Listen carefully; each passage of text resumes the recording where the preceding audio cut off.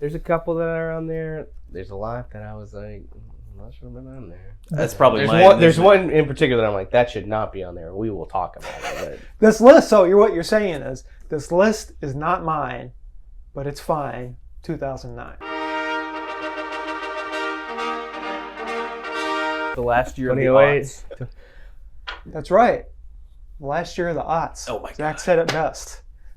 End of an era. I've Emo got- is dead. I've got a question. No, emo is like no, yeah, emo is slowly it's on live support, and the indie scene is really like taking off. Okay, we're getting to the list. This top 10, don't know what to say about it. I've already said my thoughts. It's a wild ride. Get ready. We're gonna start with number 10, Princess and the Frog. Probably Disney's most underrated movie. It's like surface level New Orleans, which is it's about like it's like Disney World New Orleans, where it's like like look over here, we're playing Cajun music. The voice cast is amazing, and this is kind of the turning point of hey, we're really going to get a lot of actors who can sing, and they will both be the character and the singing voice. No more Mulaning anything or Herculesing anything. It is like if you're the character, you are also singing. And the songs are great. Randy Newman, everyone forgets Randy Newman, Is this the last 2D, like hand-drawn? This is the last, I think there's some elements that they still incorporate of 2D, kind of like the process of it, but this is by and large kind of the last, like 2D, drawn, like old school princess kind of movie, which at the time was a return to that. Right. I just love this movie so much. It's good. And it's Black Dynamite. Yeah. Michael Jai White's. It's funny. Last year we had JCVD. This year we have Black Dynamite. Michael Jai White's like magnum opus. And basically, if you've seen any blaxploitation movie, this is a satire on that, but also a celebration of it. And it's just hilarious. The lines in some of the parts of the movie, people's heads get punched off and things like that. Just a wild ride. Yeah, I remember, I think Adult Swim aired this one time, and that's where I saw it. I was like, this is amazing. And I learned it wasn't Adult Swim. I was like, man, it's such a good time. It's hilarious. I remember, it wasn't 2009, it was a couple of years later, when I first got my Netflix. This was one of the first DVDs I got. Nice. Was Black Dynamite. And I was like, this movie's awesome. Oh my God. It is a Park Chan-wook movie. It's a vampire movie. So I had to throw it on the list. Daybreakers with Ethan Hawke. How'd you know? No, it is Thirst, where a priest becomes a vampire and he's like sucking the blood out of people's like IV bags, blood bags. Nice. And it's just Park Chan-wook, he's known for very crazy movies. This one is crazy in a sense, but it is just like, he just knocked it out of the park in the 2000s, if you really think about it. We have 3 of his movies. Yeah, I was like, it was Park Chan-wook all along this decade. But if you haven't seen this one, it's probably, I would put it in my top 10 vampire movies of all time. You love vampires. Yes. You love vampires and Park Chan-wook. Almost too much. But yeah, it's really great. The acting's really good. Go watch it. This is Catherine Bigelow's like return to filmmaking, basically, after just like, I think she did Strange Days. Yeah. And then she kind of really didn't do anything big for a while. And then The Hurt Locker, Jeremy Renner's like star-making performance. And Anthony Mackie. Yeah. But he was already in 8 Mile and stuff. She became the first woman to win the Oscar for Best Director for Hurt And Locker. the first woman to beat her husband for ex-husband for Best Director. Yeah.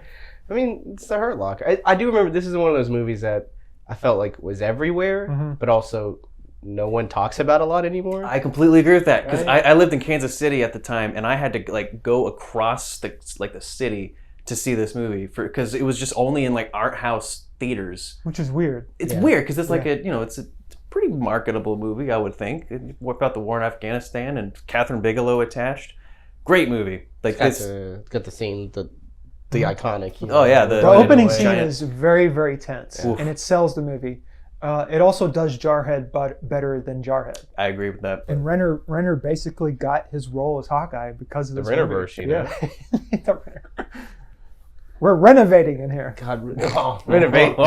I hope that we do a video on renovations because I will be there. All right, number 6. We've already talked about this movie. a couple times, but it's I Love You Man, the bromance rom-com. Paul Rudd, Jason Segel. Really great. It was another underrated one where it should be talked about more, especially back then.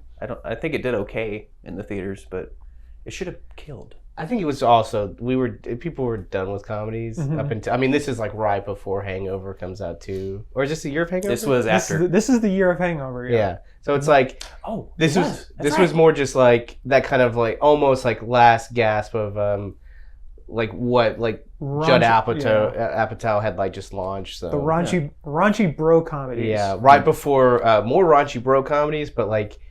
What if they're kind of mystery, like, or just high concept, comedies.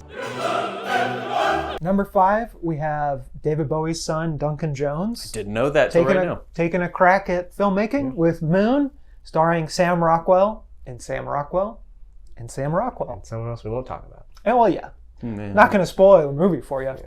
But it's basically a guy, if you've seen The Umbrella Academy, it's what if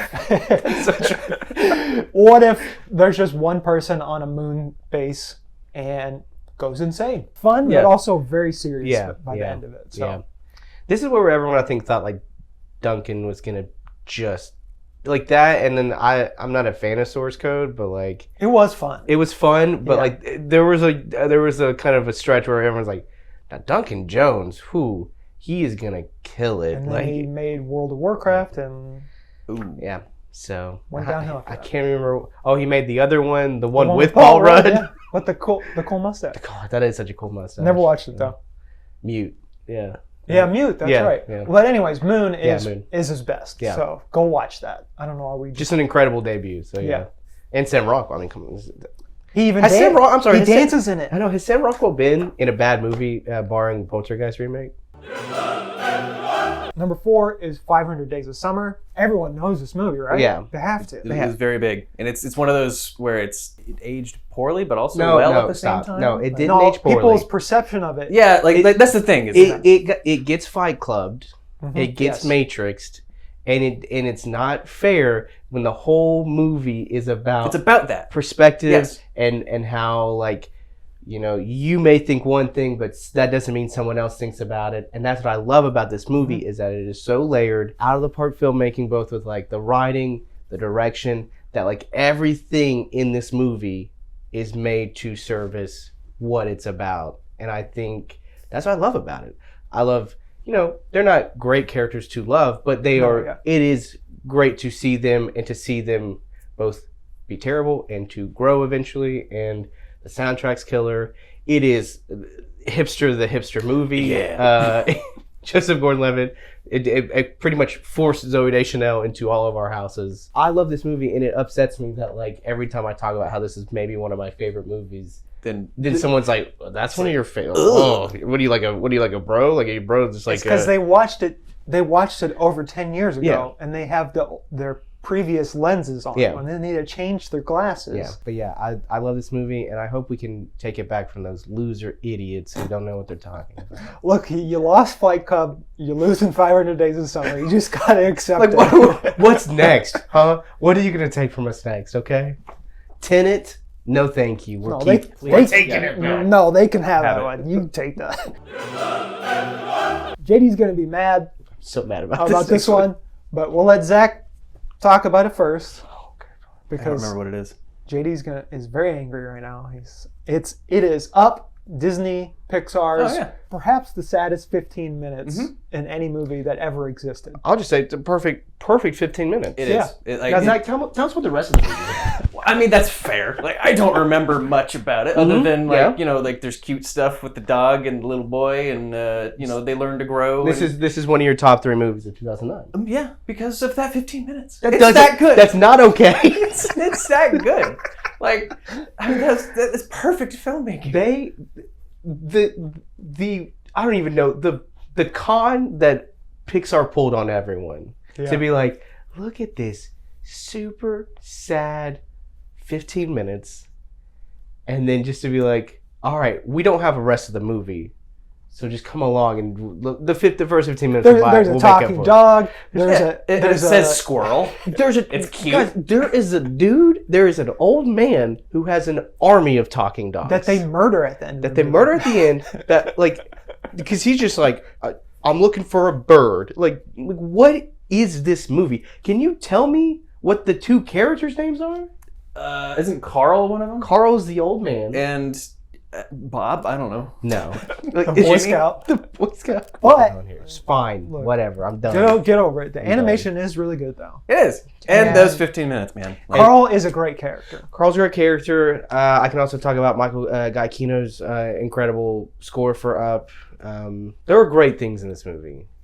I just don't know why it's on. Well, I don't know why Princess and the Frog is 10 and this is 3. Because of the 15 minutes, man. Nope. Like, it's so good. Let's look up to the top 2. Okay. Nice. Number 2 is we have Bronson, which is just a tour de force for Tom Hardy, but it goes into the mind of a criminal, a very notorious British criminal who shares the same name as Charles Bronson, who is a very famous film actor. And it just plays with this idea of like, is it all an act? Or is he actually deranged? And turns out, yes. Both. Yes. Mm-hmm. And you get to see both.